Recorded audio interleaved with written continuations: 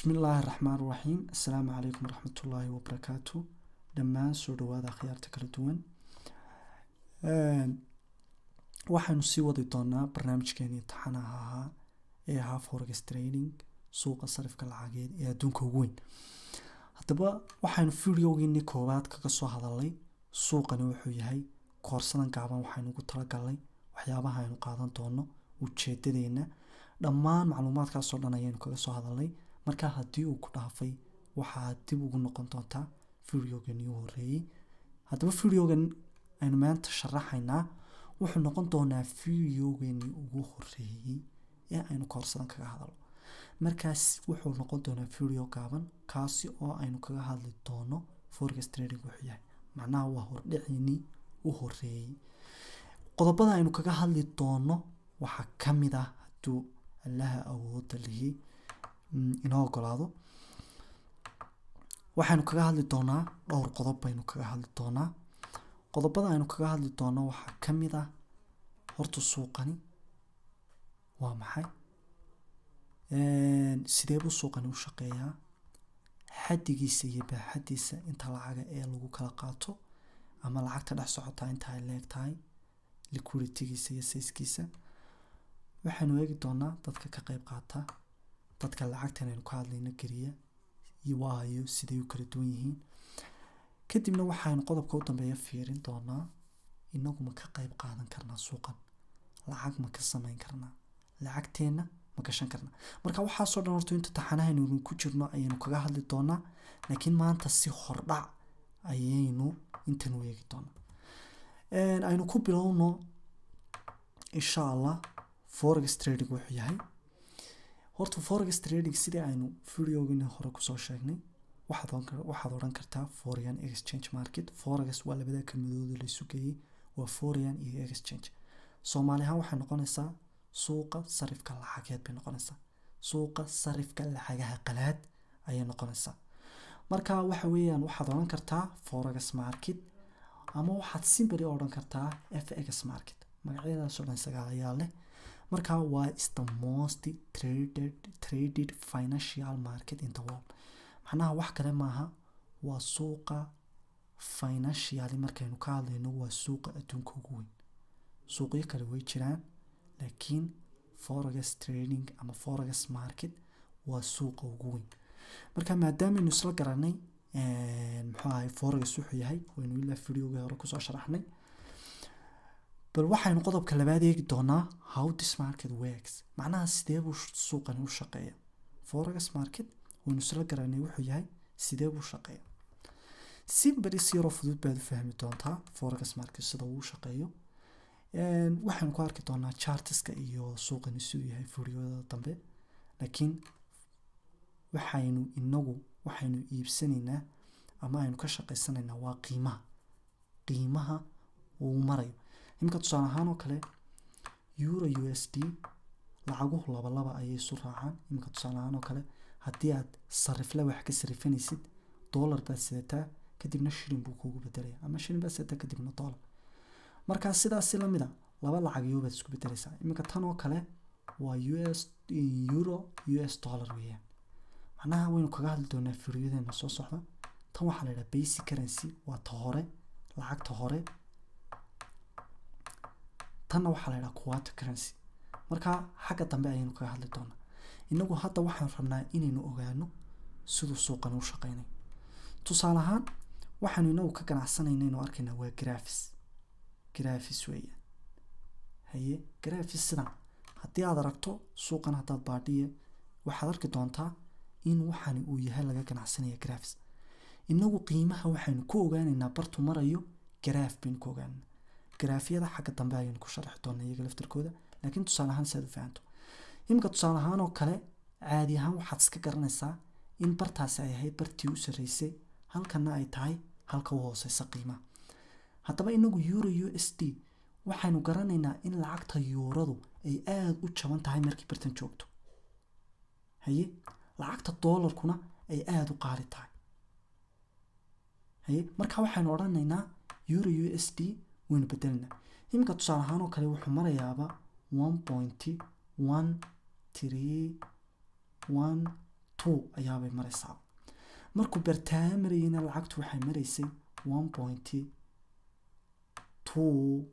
kasoo qaad tusaale ahaan weeyaan 14 ayaabay maraysay. haye macnaha waxay ka dhigan tahay halkii euro waxaad ku bedelinaysaa intaasoo dollar ayaad ku bedelinaysaa. marka aad bay usoo jabtay baad odhanaysaa, kadibna buy baad odhanaysaa. halkanaad ka gelaysaa buy baad odhanaysaa. suuqan wuxuu ku shaqeeyaa buy and sell. kadibna buy baad odhanaysaa. markaad buy tiraahdo uu kor qiimuhu u socdo markuu bartaa marayo waad iska iibinaysaa. haye kadibna markaa halkii euro wuxuu ku leekaa intanuu ku leekaa 1.1312. imikana wuxuu ku leeyahay inta. adigu halkaas ayaad faa'iidadaada kala baxaysaa. waayo imika yuuradii way qaaliyooday weeyaan. macnaha yuuradii way qaaliyooday, doolarkiina uu jabay. halkana yuuradii way jabtay, doolarkiiba qaali. very simple weeyaan. waa very simple. waa sida uu sarifkeena caadiga ahi u shaqeeyo oo kale. marka lagjarada soo socda iyo casharada soo socda ayaynu iyadoo detailed ka hadli doonaa oo faahfaahsan sida qiimaha loo xisaabinayo muxuu ahaayey iyo wax kasta oo ku saabsan. marka imika qofuna isku dawaqin, laakiin imika waa la fahmay baan u malaynayaa. keliyaata markuu qiimuhu jabo waad iibsanaysaa, markuu qaaliyoobo waad iska iibinaysaa. keliyaata waa intaa. haddaba waxaanu halkana eegi doonaa forex market size and liquidity. macnaha suuqan baaxadiisu intay leegtahay, xaddiga lacageed ee lagu kala bedeshaa intuu leegyahay. waa su-aal isweydiin mudan. marka waxaa lagu qiyaasaa way ka badan tahay intan waqti xaadirka. xitaa 6 way gaari kartaa, xitaa way kasii badan kartaa. marka 5.3 trillion waad suuraysan kartaa xaddigaasi intay leegtahay. weliba 5.3 trillion dollar per day ayaa lagu kala bedeshaa iyo in ka badan. marka 5.3 trillion maaha billion, maaha million. billionna maaha, waa trillion. xaddiga ay leegtahay waad garan kartaa. marka lacagta intaa leeg ayaa suuqan lagu kala bedeshaa simple. haye waynu kasii socon doonaa. waxaa haddaba isweydiin mudan, lacagta intan leeg dadkan kala qaataa waayo yaa kala bedesha. markaa suuqan dad baa ka qayb qaata. waxa ugu waaweyn major bankska iyo governmentska. tusaale ahaan dowladaha baanankooda sida banka England, banka Japan, banka maxaa Mareykanka Federal Reserve-ka, Bank of Japan, Bank of New Zealand, baananka waaweyn ayaa ka qayb qaata. baananku waxa weeyaan waa kuwa qiimaha kaxeeya, waa kuwa qiimaha ama kor u kaxeeya ama hoos soo kaxeeya. waayo iyagu lacago waaweyn bay haystaan. waxay gelinayaan suuqan lacago millions, lacago aada u waaweyn. institutionska kamida waxaa kamida hedge fundska, maxaa kombaniyada waxoogaa laaleeg, speculatorska kamida dadyooga millionska haysta. haddaba iyo retail traderska inagu bartaynu kasoo gelaynaa waatan. waxaana lagu qiyaasaa 20% inay suuqa liquidity-ga abuuraan. retail tradersku waa dadka inagoo kalaa iyagoo guryahooda joogana ka shaqaysanaya suuqa. simply waa la kala fahmay baan u malaynayaa. dadkan suuqan lacagta intaa leeg maalintii ku kala qaata waa muxuu ahay intaa aynu sheegnay oo ay ku jiraan dadka inala mid ah ee ah retail traderska.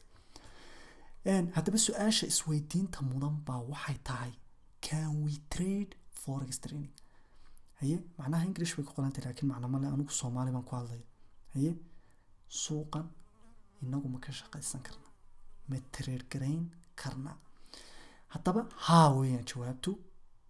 inagu markaynu nahay shakhsiyaadka muxuu ahaay keligood iyagoo raba inay suuqan galaan, intay akoon samaystaan, retail traders baa la yidhaha. suuqana way ka shaqaystaan ilaa 2006 wixii ka dambeeyeyna way ka xamaalanayeen. inaguna waynu ka xamaalan karnaa. marka haddaba waxaanu u baahanay oo keliya saynu suuqan uga shaqaysano internet, mobile ama computer iyo platformkan iyo akoonkana saloo furta waynu eegi doonaa. broker baynu ka furaynaa, suuqa inagu xidhi doonaa. marka muxuu ahaayey aad baad u mahadsantihiin dhammaan asxaabta. qofkii su-aal haya commentkaad noogu soo qori kartaa. gruubyadaanu kula wadaagi doono descriptionka ayaad soo geli kartaa ood naga weydiin kartaa wixii caawimaa ee aada u baahan tahay.